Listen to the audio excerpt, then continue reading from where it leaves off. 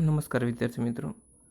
The school of science શાળા પરિવાર વતી હું તુષાર નારીગરા અમારી યુટ્યુબ ચેનલ ઓનલાઈન એજ્યુકેશનમાં તમારું હાર્દિક સ્વાગત કરું છું. આજે આપણે ધોરણ 9 વિષય ગુજરાતી અંતર્ગત પાઠ 10માં ભણી રહ્યા છીએ, જે ભારતીય સંસ્કૃતિની સિદ્ધિ અને તેમના લેખક છે વિનોબા ભાવે. ગત લેક્ચર વિડીયોમાં આપણે વિનોબા ભાવેનો પરિચય લીધો અને ખાસ આ પાઠ અંતર્ગત 3 શબ્દોને આપણે સમજ્યા હતા, અને એ છે પ્રકૃતિ, સંસ્કૃતિ અને વિકૃતિ. જેમાં આપણે પ્રકૃતિ એટલે શું, તો કે માણસનો સહજ સ્વભાવ. સંસ્કૃતિ એટલે કે સહજ સ્વભાવથી ઉપર જવાની પ્રક્રિયા, અને વિકૃતિ એટલે તે સંસ્કૃતિથી પણ નિમ્ન જવું અથવા તો નીચે પડવાની પ્રક્રિયા, એટલે કે એ વિકૃતિ. અને આના આધારે કેટલાક ઉદાહરણો આપણે છે એ જોયા હતા. તો આજે આપણે ત્યાંથી આગળ જોઈશું કે સંસ્કૃતિ ક્યારેય ખરાબ હોતી નથી, પરંતુ વિકૃતિ જ ખરાબ હોય છે. અને પ્રકૃતિને આપણે ન ખરાબ કહી શકીએ કે ન તો સારી પણ કહી શકીએ. તે જેવી છે તેવી છે. કેમ કે પ્રકૃતિ અંતર્ગત આપણે વ્યાખ્યા ભણી ગયા કે પ્રકૃતિ એટલે વ્યક્તિને પ્રાપ્ત થયેલો સહજ સ્વભાવ અથવા તો કુદરત તરફથી મળેલો સહજ રૂપે, જેને આપણે પ્રકૃતિ કહીએ છીએ. અહીંયા એક ઉદાહરણ આપ્યું કે જે કાગડો કાળો છે તેને આપણે ખરાબ ન કહી શકીએ, કેમ કે તે એની પ્રકૃતિ છે. બગલો સફેદ છે પણ તેટલા માત્રથી આપણે તેને સારો ન કહી શકીએ, કેમ કે તે એની પ્રકૃતિ છે. આમ પ્રકૃતિથી પણ ઉપર ઉઠીને જે આગળ વધવું એ જ સંસ્કૃતિ છે. અહીં આપણે 2 ઉદાહરણ લીધા, એક કાગડાનું લીધું અને એક બગલાનું લીધું. એકનો રંગ કાળો છે અને એકનો સફેદ છે, કારણ કે આ એનો કુદરત તરફથી મળેલ બક્ષિસ કે કહી શકાય કે કુદરતે આપેલો એનો રંગ છે. એટલે આપણે ન તો એને કહી શકીએ અને ન તો સારા પણ કહી શકીએ. આમ ઘણીવાર આપણે વિકૃતિને પણ સંસ્કૃતિ માની લેવાની આપણે ભૂલ કરી બેસતા હોઈએ છીએ. એટલે કે આ બાબત સાવધ રહેવાની ખૂબ જ જરૂર છે. આજે જોવા જઈએ તો પશ્ચિમના લોકો, પાશ્ચાત્ય સંસ્કૃતિ ધરાવતા લોકો એ વિજ્ઞાનમાં ઘણા આગળ વધ્યા છે. એમની પાસેથી આપણે લેવાલાયક ઘણું બધું છે, પરંતુ એમનામાં ઘણો વિકૃતિનો અંશ પડેલો છે, અને તેને આપણે સંસ્કૃતિ માની લેવાની મોટી ભૂલ કરીએ છીએ. તો એ ભૂલ આપણે ન કરવી જોઈએ. એમની જે વિકૃતિ કાંઈ આપણે અપનાવવાની નથી, તે સિવાય પણ દુનિયાભરની જેટલી પણ સંસ્કૃતિ છે તે આપણે અપનાવી લેવાની છે. આગળ જોઈએ તો આની સાથોસાથ એ પણ ધ્યાન રાખીએ કે દુનિયાભરની સંસ્કૃતિ લઈએ પણ આપણે આપણી ત્યાંની પણ ભલે હોય, દુનિયાભરની જે કાંઈ સંસ્કૃતિ આપણે લઈએ પણ આપણે ત્યાંની પણ ભલે હોય વિકૃતિ, આપણને ન ખપે. આપણે સંસ્કૃતિ દુનિયાભરની લેવાની છે, પણ દુનિયાભરમાંથી જે વિકૃતિ છે એને લેવાની નથી. એટલે કે એ આપણા માટે યોગ્ય નથી, એ આપણને ખપતી નથી. આપણે ત્યાં પ્રાચીન કાળથી કોઈ એક જ ચીજ ચાલી આવતી હોય, પણ તે જો વિકૃતિ હોય તો તેનો સ્વીકાર હરગીઝ ન કરવો જોઈએ. એટલે કે ક્યારેય કરવો જોઈએ નહીં. આપણે હંમેશા પ્રકૃતિ અને સંસ્કૃતિને સ્વીકારીએ છીએ, વિકૃતિને ક્યારેય સ્વીકારતા નથી. આમ વિકૃતિ બીજાઓની હોય કે આપણી હોય, સદંતર વર્જ્ય એટલે પાબંદી, અથવા તમે કહી શકાય કે આપણા માટે એ સહેજ નહીં. અને પ્રકૃતિને સ્વીકારવી પણ તેનું હંમેશા શોધન કરતા રહેવું. એટલે કે હંમેશા પ્રકૃતિ છે એને પણ આપણે શોધતા રહેવું. પ્રકૃતિને હંમેશ સંસ્કૃતિનું રૂપ આપતા રહેવું. એટલે કે આપણી પાસે જે કાંઈ પ્રકૃતિ છે એમાં આપણે આગળ વધવાનું છે, એમાંથી નવું નવું પ્રાપ્ત કરવાનું છે, નહીં કે તેમાંથી આપણે નિમ્ન જવું. આગળ વધવું એ સંસ્કૃતિ છે અને આપણને પ્રાપ્ત થયેલું છે એમાંથી પણ નિમ્ન જવાની પ્રક્રિયા એને આપણે વિકૃતિ કહીએ છીએ. જેમ કે અહીં એક ઉદાહરણ આપવામાં આવ્યું કે પ્રકૃતિને હર હંમેશા સંસ્કૃતિનું રૂપ આપતા રહેવું. ખાવાનું આપણે ન છોડીએ કારણ કે તે આપણી પ્રકૃતિ છે. જેમ કે સવાર, બપોર કે સાંજ પડે એટલે હર હંમેશા આપણને ભૂખ લાગતી હોય છે અને સમય થાય એટલે આપણે જમી લેતા હોઈએ છીએ, કેમ કે એ શું છે તો કે પ્રકૃતિ છે. પણ માંસાહાર છોડી શકીએ, તે જરૂર છોડીએ, કેમ કે તે સંસ્કૃતિની દિશાનું આગળનું પગલું છે. અને ખાસ ખાવામાં પણ સંયમ રાખી શકીએ તો જરૂર રાખીએ, કારણ કે તેમ કરવાથી આપણી સંસ્કૃતિની દિશામાં એટલા આપણે આગળ વધીશું. હવે સંયમ રાખવો એટલે શું? તો કે આપણે જ્યાં ભૂખ હોય એટલું જમવું, પણ ભૂખ ન હોય તેમ છતાં પણ વધારે જમવું એ વિકૃતિ ગણાય. જેટલી પણ આપણને ભૂખ લાગી હોય એટલું જ જમવું. આગળ કહે છે કે મારું તો માનવું છે કે વિજ્ઞાનની જેમ જેમ પ્રગતિ થતી જશે, માણસમાં વૈજ્ઞાનિક વૃત્તિ જેમ જેમ વધતી જશે તેમ તેમ વિકૃતિઓ ક્ષીણ થતી જશે, એટલે કે તેમનો નાશ થતો જશે અને માણસ સંસ્કૃતિની દિશામાં આગળ વધતો જશે.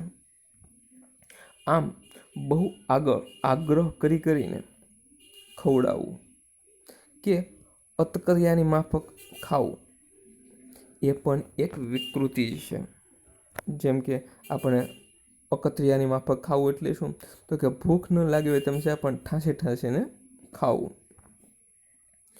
એ પણ એક પ્રકારની વિકૃતિ છે. પણ આજે હજી માણસને આ સમજાતું નથી, કેમ કે માણસને આપણી શરીર રચનાનું અને આપણી જે પ્રાચીન પ્રક્રિયાનું પૂરતું જ્ઞાન નથી. જ્યારે તેને શરીરનું અંતર એટલે કે આંતરિક અને બાહ્ય જ્ઞાન થશે ત્યારે તેને તરત જ સમજાશે કે આ તો વિકૃતિ છે અને જે આપણે છોડવી જ જોઈએ. માણસ કાયમ સંસ્કૃતિ અને વિકૃતિનું પૃથ્થકરણ કરતો રહેશે, વિશ્લેષણ કરતો રહેશે, પ્રયોગો કરતો રહેશે અને પોતાને એક સાચી દિશામાં આગળ વધારતો રહેશે. પૃથ્થકરણ કરવું એટલે કે છૂટું પાડવું, કે મારા માટે સારું શું છે અને ખરાબ શું છે એનું શોધન કરવું, અને આ શોધન કર્યા બાદ વિશ્લેષણ કરવું કે આ મારા માટે શ્રેષ્ઠ છે અને આ મારા માટે કનિષ્ઠ છે, અને એમાંથી જે શ્રેષ્ઠ છે તે દિશા તરફ આગળ વધતું રહેવું. આવું ભારતમાં થયું છે. અહીં હજારો વર્ષથી માણસ જાત જાતના પ્રયોગો કરતો રહ્યો છે અને તેમાંથી આપણે જેને ભારતીય સંસ્કૃતિ કહીએ છીએ તેની નિપજ થઈ છે, એટલે કે તે નિપજી છે. ભારતની સંસ્કૃતિ હર હંમેશા પ્રયોગશીલ રહી છે. ભારત પ્રાચીન કાળમાં બહુ જ પ્રવૃત્તિમય હતું, એટલે કે ભારતના લોકો અને જે પ્રયોગ કરતા હતા એ હંમેશા પ્રવૃત્તિ સાથે જોડાયેલા હતા. નવા નવા પ્રયોગો છે એ હર હંમેશા કરતા રહેતા હતા. અહીં બહુ પ્રયોગો પણ થયા અને તેના નિષ્કર્ષ પણ નીકળ્યા. નિષ્કર્ષ એટલે નિચોડ પણ નીકળ્યો અને તેમાંથી વિવિધ શાસ્ત્રો પણ ઊભા થયા અને તેમાં આધ્યાત્મિક દ્રષ્ટિ એ મુખ્ય હતી. માણસ આધ્યાત્મિક દ્રષ્ટિએ કેમ આગળ વધતો રહે તેની ખોજ નિરંતર સતત ભારતમાં ચાલી આવી. આમ બધી જ યોજનાઓ આપણા પૂર્વજોએ અનેક પ્રયોગો કરીને ઘડી અને આ આપણો બહુ મોટો વારસો છે. એટલે કે આપણા જે પૂર્વજો છે આ બધા શાસ્ત્રોનું શોધન કર્યું, અનેક પ્રકારના પ્રયોગો કર્યા અને એ પ્રયોગોમાંથી જે શ્રેષ્ઠ હતા એને કાઢ્યા, અને એ જ આપણો આ વારસો છે. વારસો એટલે શું? એક પેઢી બીજી પેઢીને જે આપે તેને વારસો કહેવામાં આવે. એટલે કે આપણા પૂર્વજોએ જે પ્રયોગો કર્યા એ આપણને વારસા સ્વરૂપે આપણને આપ્યા. આમ ભારત માટે એમ કહેવાય છે કે આ એક મોટો સંપન્ન દેશ છે. અહીંયા સુંદર અને સેંકડો નદીઓ છે એ વહે છે. સાથે હિમાલય જેવો અદ્ભુત પહાડ તો અહીં જ છે. આપણો દેશ ભારે સુજલ અને સુફળ છે, પણ આપણા કરતાં વધારે સુજલ અને સુફળ દેશો દુનિયામાં મોજૂદ છે. એટલે આ કાંઈ આપણી વિશેષતા ન કહેવાય. આપણને ખ્યાલ છે કે આપણો દેશ ભારે સુજળ અને સુફળ છે, પણ આપણા કરતાં વધારે સુફળ દેશો દુનિયામાં મોજૂદ છે. હવે સુજળ એટલે કે જળની સાથે એટલે કે સારું જળ. આપણને ખ્યાલ છે કે ભારતમાં અનેક પ્રકારની નદીઓ છે એ વહે છે. એમાં સૌથી મોટામાં મોટી નદી એ ભારતની ગંગા નદી છે. ગુજરાતની આપણે વાત કરીએ તો સૌથી મોટામાં મોટી અને આખા ગુજરાતને પાણી પૂરું પાડે એ નર્મદા નદી છે. એટલે ભારત જળથી ભરેલો દેશ છે.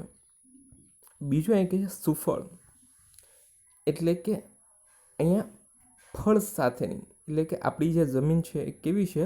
ફળદ્રુપ જમીન છે. આપણને ખ્યાલ છે કે આપણી જમીનમાં અનેક પ્રકારના પાકો છે એ લેવામાં આવે છે. એટલે કે આપણી જમીન છે એ જળથી ભરેલી તો છે, સાથે સાથે ફળદ્રુપ જમીન પણ છે. એટલે આપણે એવું કહી શકીએ કે એ આપણી વિશેષતા આપણે ન કહી શકાય. હા, આપણે એવો દાવો જરૂર કરી શકીએ કે અહીં જે વિચાર સંપદા, એટલે કે આપણને જે વિચાર કરવાની જે સંપત્તિ આપણને મળી છે તે અત્યંત અદ્વિતીય છે. એટલે કે આવી સંપત્તિ બીજે કોઈ જગ્યાએ આપણે જોઈ શકતા નથી. આ હું કોઈ અભિમાનથી નથી કહેતો.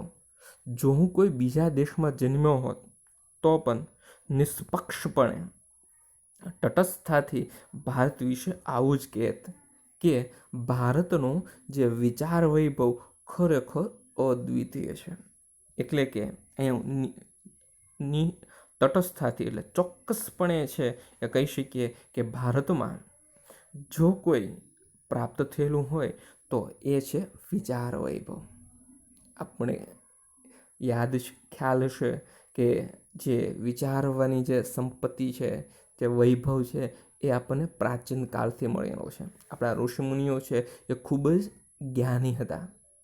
આર્યભટ્ટથી લઈ ચાણક્ય સુધી, અને ત્યાર પછી આપણે જોઈએ તો સ્વામી વિવેકાનંદ અને ડૉક્ટર એપીજે અબ્દુલ કલામ સુધીની જોઈએ તો આ બધાની જે વિચારવાની જે શક્તિ હતી એ ખૂબ જ કહી શકીએ તો અદ્વિતીય હતી. ખૂબ જ કહી શકાય તો એ પ્રાપ્ત થયેલો એ વૈભવ એ અદ્વિતીય હતો. તો આમ ભારતમાં વૈદિક ઋષિઓથી લઈને આજ સુધી શબ્દોની એક અખંડ પરંપરા છે એ ચાલી રહી છે. હું દુનિયામાં બીજો કોઈ દેશ એવો નથી જોતો જ્યાંથી ભાષામાં 10,000 વર્ષોથી એના એ શબ્દ ચાલ્યા આવતા હોય. શબ્દ શક્તિનું જેટલા ઊંડાણથી ચિંતન થયું છે તેટલું બીજે ક્યાંય નથી થયું. ભારતે પોતાના પુરાણા એટલે કે જે જૂના શબ્દોને તોડ્યા નથી, નવા જરૂર બનાવ્યા છે. સાચે જ જૂના શબ્દોમાં નવા અર્થ નાખીને તેમનો વિકાસ કર્યો છે.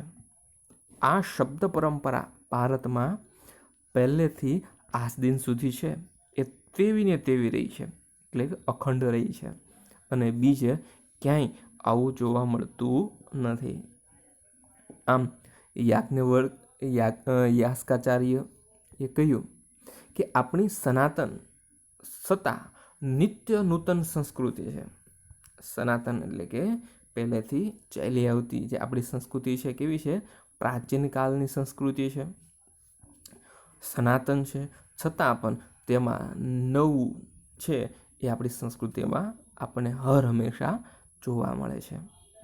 આપણી ભીતર એક અખંડ તંતુ કાયમ છે. પુરાણા જમાનામાં કોઈ ઋષિ આજે આવે તો તેને આપણો બાહ્ય વેશ ભલે જુદો દેખાય, પણ એને આપણામાં એવું કંઈક અવશ્ય દેખાશે જેને લીધે એ કહી ઉઠશે કે આ મારા જ બાળકો છે. આપણી ભીતર કોઈક શાશ્વત, સ્નિગ્ધ, ચવડ, કઠોર અને જીવતરવાળી વસ્તુ છે જે ક્યારેય બદલાતી નથી, અને આ આપણું એક અનોખું બળ છે. હજારો વર્ષોનો આપણો પુરાતન દેશ છે. જ્યારે બીજા દેશોના ઇતિહાસનો આરંભ પણ નહોતો થયો ત્યારે આપણા પૂર્વજો ગૌરવ શિખર ઉપર પહોંચી ગયા હતા.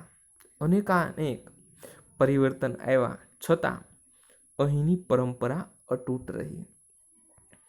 આપણને ખ્યાલ હશે કે ગતિના નિયમો જે વિદેશમાં શોધાના, ન્યૂટને છે એ ગતિનો નિયમ શોધ્યો તે પહેલાં તો આપણા ઋષિમુનિઓ છે આ નિયમો છે એ શોધી કાઢ્યા હતા.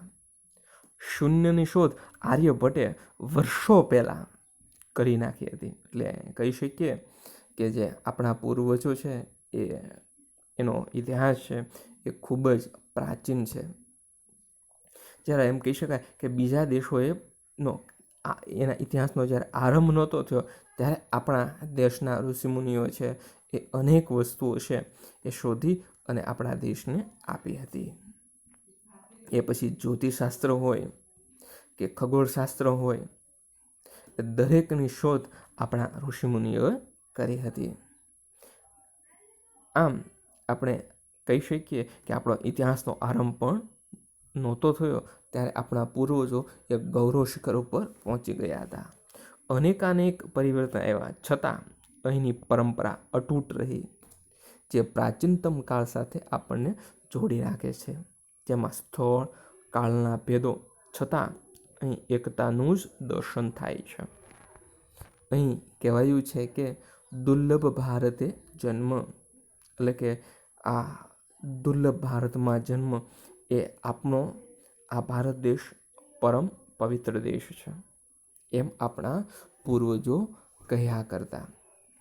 દુર્લભ મહારાષ્ટ્ર જન્મ, દુર્લભ ગુર્જરેશુ જન્મ એવા વચન તમને અહીં ક્યાંય નહીં જોવા મળે. એટલે કે આપણે અખંડ છીએ, આપણે અલગ અલગ રાજ્યોમાં તૂટ્યા નથી. આપણે હંમેશા એક ભારત, એક હિન્દુસ્તાન, એક રાષ્ટ્ર સ્વરૂપે છે એ આપણે જોઈએ છે. આપણે અલગ અલગ નામે જોતા નથી.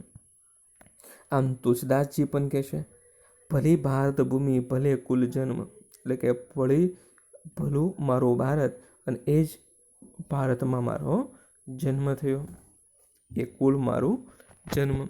500 વર્ષ પહેલાં ગુજરાતના કવિ નરસિંહ મહેતાએ પણ ગાયું, ભરતખંડ ભૂતકાળમાં જન્મી જેને ગોવિંદના ગુણ ગાયા રે તે ધન્ય છે. ભરતખંડ એટલે કે ભારત, ભૂતળ એટલે કે જમીન, અને એ ભારતની જમીનમાં જે જન્મ થયો એ ગોવિંદ કહેતા ઈશ્વર, અહીંયા ભગવાન કૃષ્ણની વાત કરે છે, ના ગુણ ગાયા તે ધન્ય છે. આ જ વાત અસમના શંકરદેવ અને માધવદેવે પણ કહી. ન નરસિંહ મહેતાએ ગુજરાતનો મહિમા ગાયો, ન શંકરદેવે અસમનો મહિમા ગાયો. એકબીજાની ભાષા તો તેઓ જાણતા જ નહોતા, એકબીજાને નહોતા જાણતા, છતાં ભારત અમારી પુણ્યભૂમિ છે અને અમે તેમાં જન્મ પામ્યા તેવી ધન્ય થઈ ગયા એવું એ બંનેએ અનુભવ્યું અને વ્યક્ત પણ કર્યું હતું. આમ આવી રીતે આખા ભારતનું અભિમાન એ કંઈ પ્રકૃતિ નથી બલકે સંસ્કૃતિ છે. કેમ કે આપણને ખ્યાલ છે પ્રકૃતિ એટલે કે દરેક વ્યક્તિનો સ્વભાવ, અને સંસ્કૃતિ એટલે કે પ્રકૃતિમાંથી જે આગળ વધવાની પ્રક્રિયા, તેમાંથી કંઈક નવું શીખી અને આગળ વધવું. જ્યાં એવી એવી ભાષાઓ છે કે ન જાણતો હોય તેને શીખતાય વર્ષો નીકળી જાય. અને એવી વિભિન્ન ભાષાઓ અને અપરંપાર વિવિધતાવાળા આ ભૂખંડને એક દેશ માનવો એ સંસ્કૃતિ છે. આમ પ્રકૃતિથી ઉપર ઉઠીને આ સંસ્કૃતિ સધાઈ છે. એવી ભારતીય સંસ્કૃતિને આપણે જાળવવાની છે અને આગળ વધારવાની છે. તો આમ આપણો આભાર ભારતીય સંસ્કૃતિમાંથી લેવામાં આવ્યો છે, જેમાં આપણે પ્રકૃતિ, સંસ્કૃતિ અને વિકૃતિ આ 3 શબ્દો દ્વારા આપણે છે વિવિધ દેશોની સંસ્કૃતિ કરતાં પણ ભારતની જે સંસ્કૃતિ છે એ કઈ રીતે શ્રેષ્ઠ છે એને આપણે સમજ્યા. ભારત એ અખંડિત દેશ છે, જેને અલગ અલગ રાજ્યોમાં ખંડિત કરવામાં આવ્યો નથી. જે આપણા પ્રાચીન ઋષિમુનિઓએ પણ આ જ વાત આપણને કરી. તો આમ આપણે આ ભારતીય સંસ્કૃતિમાંથી આ પાઠને આપણે અભ્યાસ કર્યો. હવે તમારે લેશનમાં છે એ આપવામાં આવેલા સમાનાર્થી શબ્દો, વિરોધાર્થી શબ્દો અને સ્વાધ્યાય છે એમાં પ્રશ્ન 1 MCQના પ્રશ્નો, પ્રશ્ન 2 નીચેના પ્રશ્ન 2-3 વાક્યમાં ઉત્તર લખો. આ બંને છે એ તમારે તમારી નોટબુકમાં છે એ લખવાના છે. ત્યાર પછી પ્રશ્ન 4 નીચેના પ્રશ્નોના 7-8 લીટીમાં ઉત્તર લખો. એ પણ તમે તમારી પાકી નોટબુકમાં લખી લેજો. તો ત્યાં સુધી ફરી વખત આપણે આવતા લેક્ચરમાં મળશું. ત્યાં સુધી અસ્તુ. જય હિન્દ.